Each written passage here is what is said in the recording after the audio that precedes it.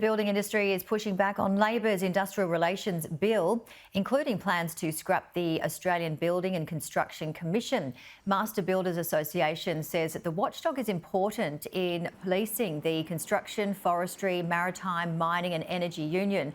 Under Labor's proposed bill, some of the body's powers will be returned to the Fair Work Ombudsman and to health and safety regulators. Well, joining me live is independent MP for Warringah, Zali Steggall. Thanks for joining us this afternoon. How are you, Zali? Good, thank you. My pleasure. So you were in Parliament this week when the IR bill passed in the lower house. Let's take a quick look at some of the comments that you made. It is misleading to the Australian public to claim that this will get wages moving when there is going to be months of delay and negotiation, complex processes, and the winners will be the unions and the lawyers. It will not be the workers.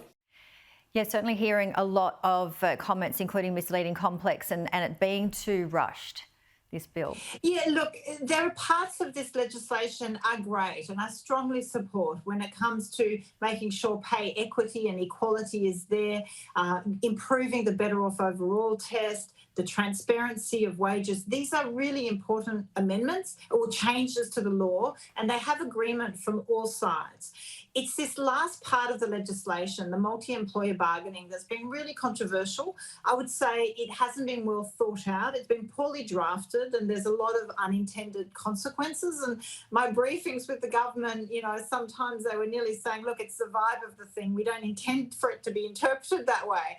And with respect, that's not good enough because you're going to have months of protracted negotiations and situations that will end up, I think, grinding to a halt. And lawyers, it would delay what everybody wants to see happen, which is actual wage increases. So I think, I don't think it's automatically from a bad intention, but I think the legislation has a lot of issues with it, which is why we moved a lot of amendments. And ultimately, I didn't support it because I feel that it's not good law. And why the split, Zali, with Monique Ryan and Zoe Daniel voting for Labor and yourself, Allegra Spender and Sophie Scomp, sought to amend the bill to help business? Yeah, look, obviously we're all independent, so everyone weighs up the pros and cons of the legislation, the merits, the process, and they give different considerations to issues. And whilst I was, very pleased by some aspects of the bill, on balance, just the concerns I have in relation to small business. I mean, they've introduced a provision that workers and their employers can reach agreement, but the unions can jump in and veto the agreement reached. They've introduced legislation that small businesses as small as 15 people and including of casuals or part-time workers from that point on may be made to negotiate for enterprise bargaining agreements with much, much larger competitor businesses under the way the test is written. And I think that will be incredibly difficult for small businesses. So again, yes, absolutely support pay equity and improving pay, especially in feminised industries, but I do question the way the government's going about it. All right, let's turn our attention to COP27, the summit in Egypt. It continues. We have Australia bidding, as you well know, to co-host COP31 in 2026. A lot of numbers there. Are these talk fests, Zali, or do you think that we are seeing genuine action? Look, I think some of the data coming out of the COP is really fascinating to see the uptake in renewable rooftop solar, large-scale wind development, electric vehicles.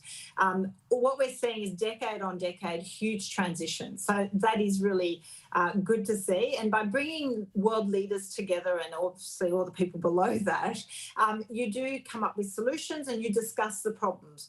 They don't always get to agreements, and I certainly would like to see more women in there. The photos of the COP show a lot of men. But I think it is important, these events, they do allow us to acknowledge and recognise the challenges we have. In particular at COP27, the discussion around loss and damage and compensation to certain nations, I think is incredibly important because a country like Australia, for example, we have our Scope 3 emissions, which is what we export, and they have a huge impact on the rest of the world and global warming. And how do we take account of that? So if Australia hosts COP31 in 2026, I think it will put pressure on Australia to be leading in the fight against global warming. And what do you make of some of the big comments that we heard this week, including the UN Secretary General Antonio Guterres saying that this week humanity is on the highway to climate hell with our foot on the accelerator? Yes, well, I think he is getting frustrated and anxious. You know, when you look at events, the floods in Pakistan this year, I mean, we are talking a whole, nationwide disasters. The level of population displacement, the cost in humanity and economic costs is just so huge that I think there is that level of anxiety and frustration that we're still not getting there, because global pledges by all nations, including Australia, are not sufficient to keep us under 2 degrees. And that is really important. The Paris Agreement is about staying as close to 1.5 as possible. So all countries need to do more. Well, I think Australia is, 2.6 or 7 billion under what we said. Is that right? Something along the lines of that number? In terms of the compensation fund, yes, we're way behind. So there's a lot more to be done. I know the new government wants to have credit for doing better than the old government on climate, but I think there's a long way to go before we're good world citizens in terms of our action on global warming. And the Ukrainian president, interesting comment from Volodymyr Zelensky this week, saying that there can be no effective climate policy without peace, and we're not able to really address the climate crisis until the invasion in Ukraine ends. Yeah, look, I was a little. Look, I can understand from his point of view that he would not be wanting the eyes of the world to be off Ukraine. Obviously, that it's a conflict that's now gone for longer than anticipated, and the last thing he would be wanting is, for the world to move on. So, I agree that obviously this conflict has had a huge impact on oil prices, on gas, and it's created a lot of the rise in energy prices that we're seeing, especially here in Australia. But again, I think we have to walk and chew gum. We have to be able to do several things, and we cannot delay transitioning to clean energy and dealing with global warming every time there is a conflict. The two have to happen simultaneously. Always great to chat to you, Zali Steggall. Take care. We'll talk soon. Thank you.